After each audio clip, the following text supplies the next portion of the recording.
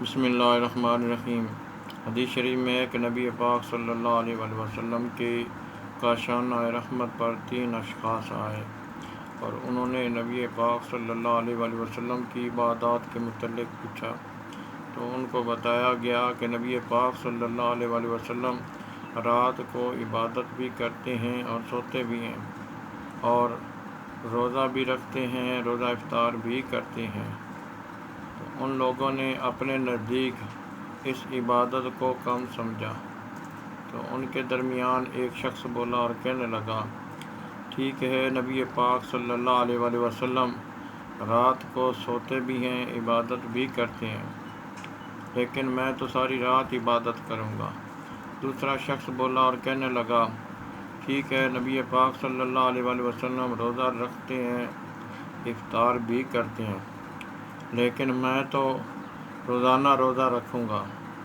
تیسرے شخص نے کہا کہ ٹھیک ہے، نبی پاک صلی اللہ علیہ وآلہ وسلم کی ازواج ہیں، بیوی ہیں، لیکن میں تو صرف اللہ تعالیٰ کی عبادت کروں گا، کبھی شادی نہیں کروں گا۔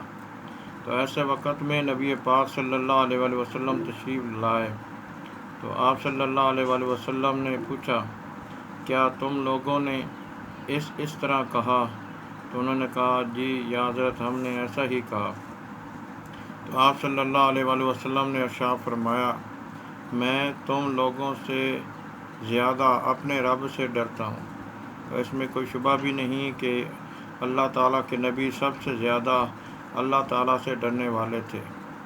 فرمایا، میں تم لوگوں سے زیادہ اپنے رب سے ڈرتا ہوں، لیکن اس کے باوجود میں رات کو عبادت بھی کرتا ہوں، سوتا بھی ہوں، روزہ رکھتا بھی ہوں، روزہ افطار بھی کرتا ہوں، اور عورتوں سے نکاح بھی کرتا ہوں، اور یہی میری سنت ہے، اور جو میری سنت کو سے اعراض کرے گا، نہیں اپنائے گا، وہ میری امت سے نہیں ہے۔ تو بے شک نبی پاک صلی اللہ علیہ وآلہ وسلم کا طریقہ، آپ کی سنت بہترین عملی نمونہ ہے۔